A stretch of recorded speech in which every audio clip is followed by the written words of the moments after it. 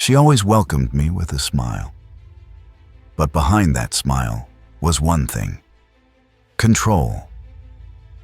My name is Julian Carter. I'm 33 years old, a professional wildlife photographer based in Asheville, North Carolina. I've built my life through raw determination and a lens that never lies. But none of that mattered to my in-laws.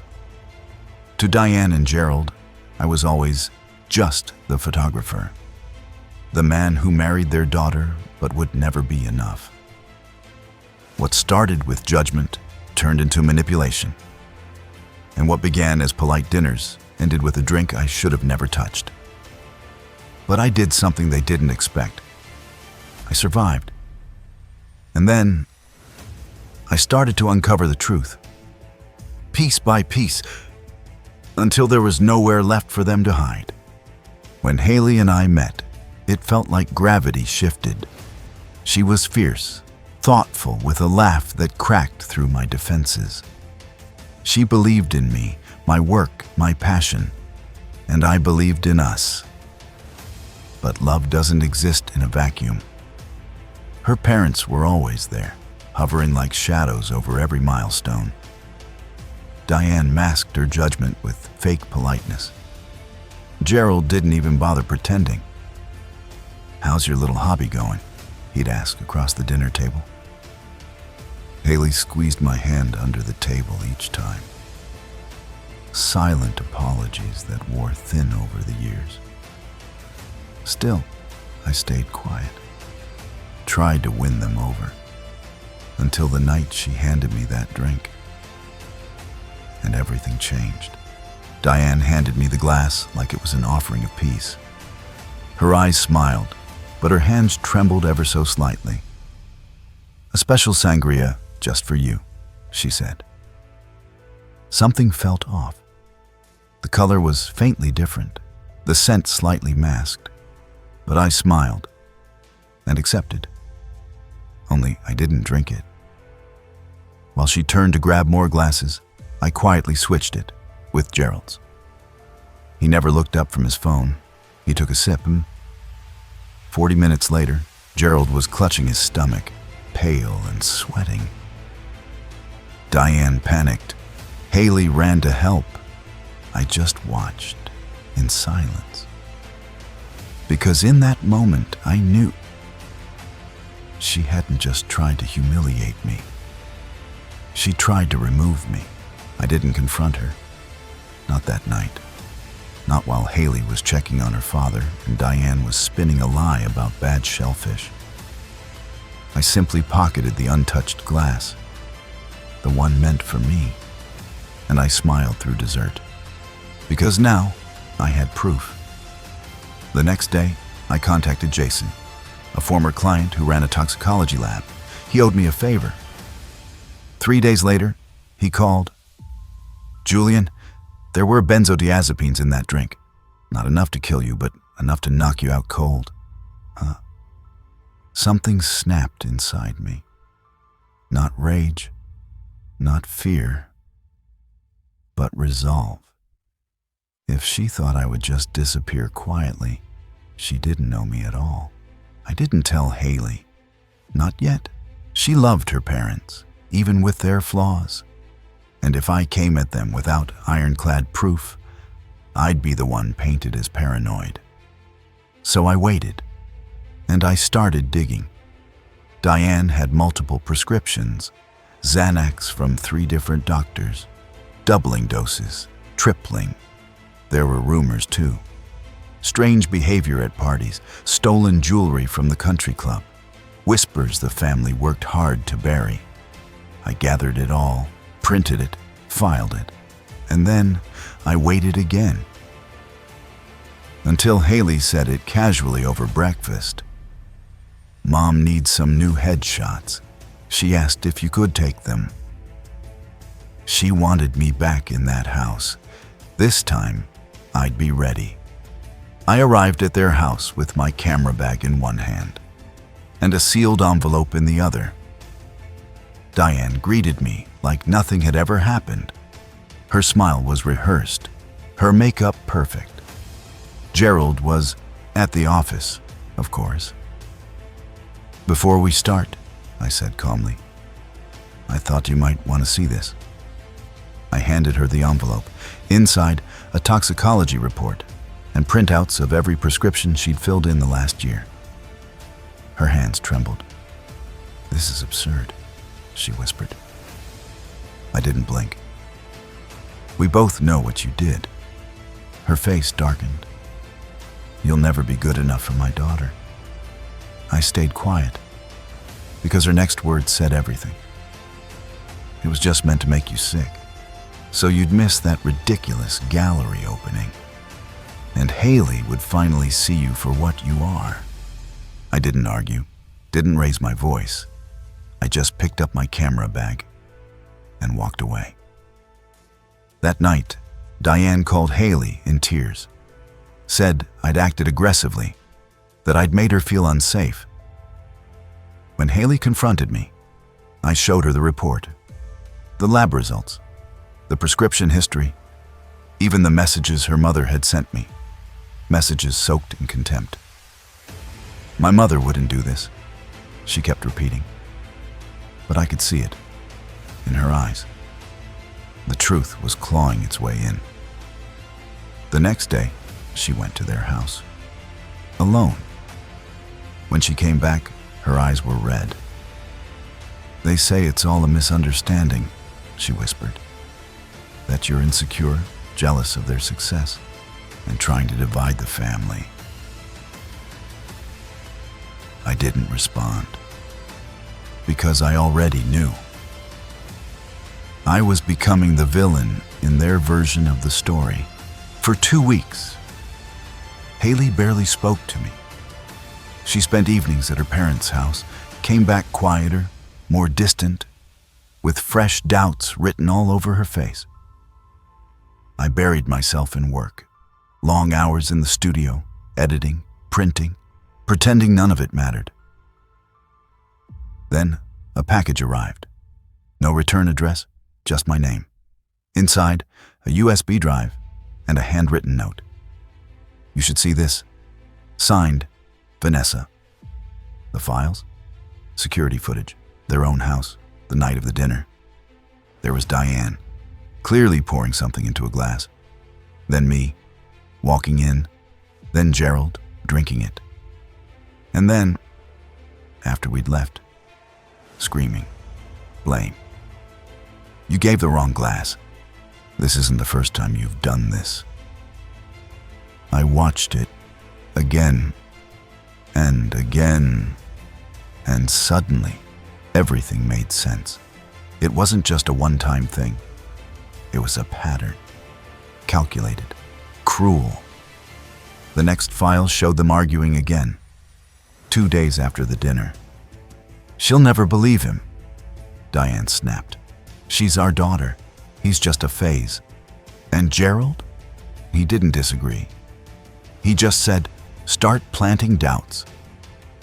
You know what to do." I sat frozen, watching these two people scheme like villains from a movie. Only this was real. And the target was their own daughter. It wasn't about disliking me. It was about control.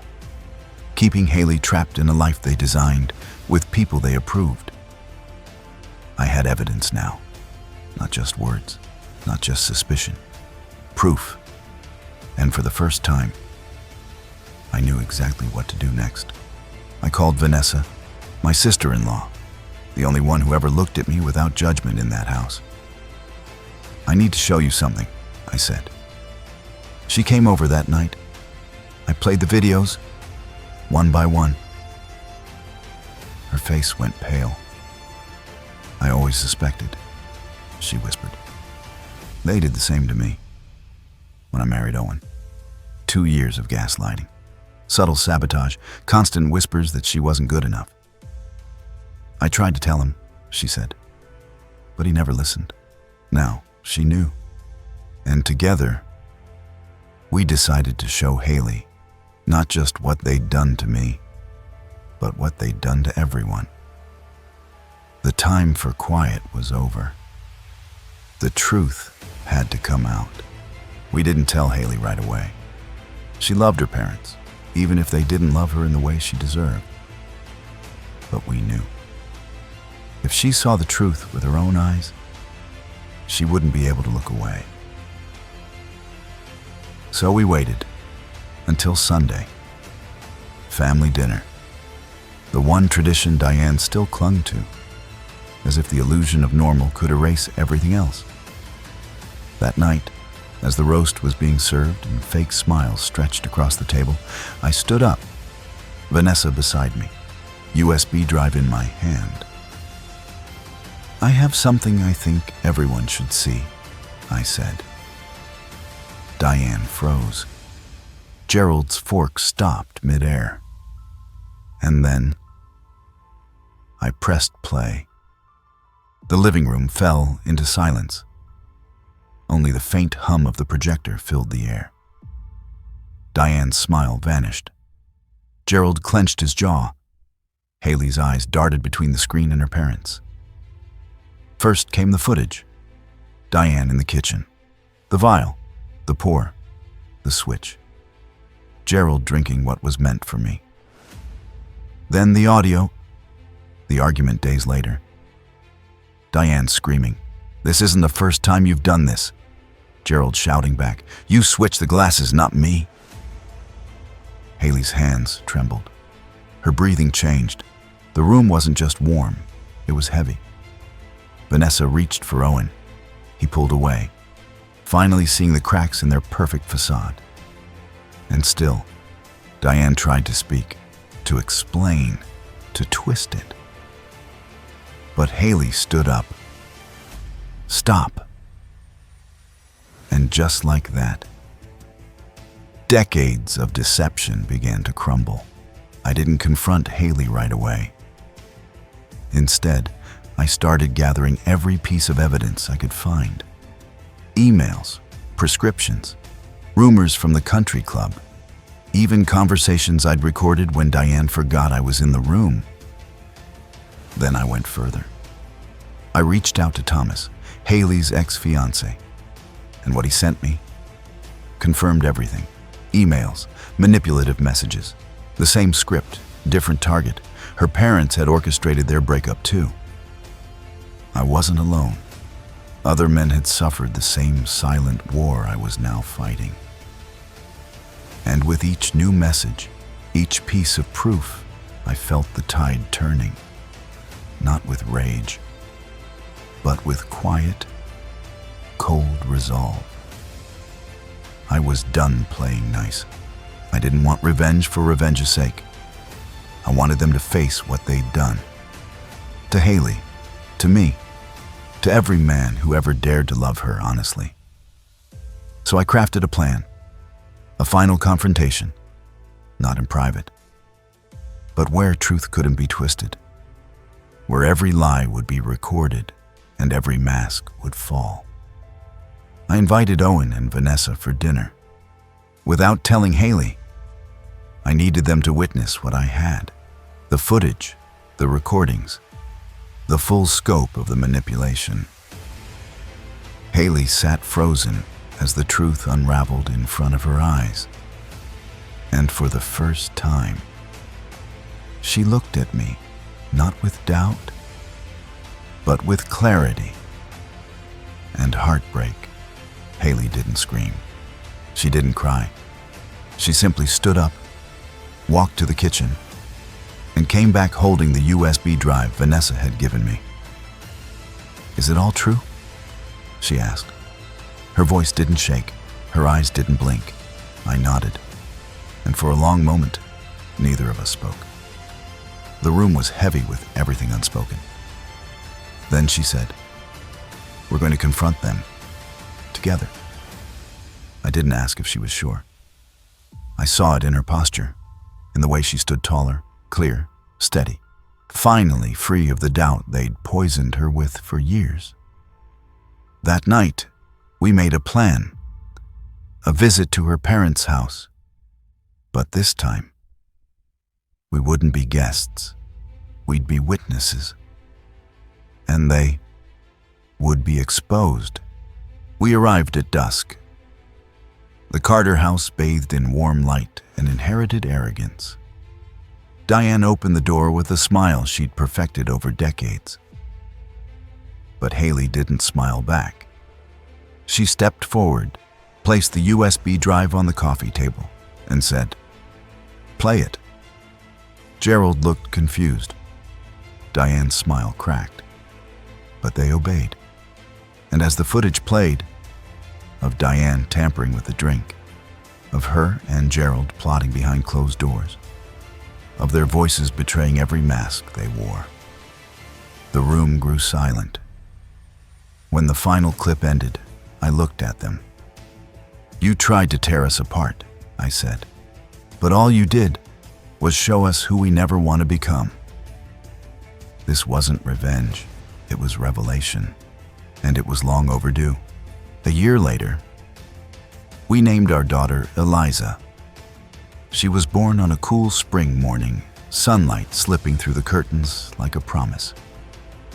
Diane and Gerald came to visit, bearing gifts, wearing forced smiles, staying carefully on their side of the line. They held Eliza, but they didn't try to hold us. Not anymore. Haley started therapy. Owen did too. Unraveling years of manipulation takes time, but they're healing. We all are. I opened my own gallery in Asheville. Not to prove anything to them, but to honor the life I built on my own terms. A life Diane tried to sabotage, but only sharpened. Sometimes I still think about that night. The glass, the glance, the unspoken war. How close I came to trusting the wrong people and losing the one who mattered most. But I didn't. And maybe that's the point. Some victories are loud. Others happen in quiet living rooms when the truth finally speaks louder than control. Now I want to ask you something. Have you ever dealt with someone who tried to control your life under the disguise of love? Someone who masked manipulation with a smile? Tell me in the comments. Your story matters, and you're not alone. And if this story resonated with you, if it made you feel seen or understood, hit that subscribe button. More stories like this are coming, and I'd love to have you with us as we keep uncovering truths, one voice at a time.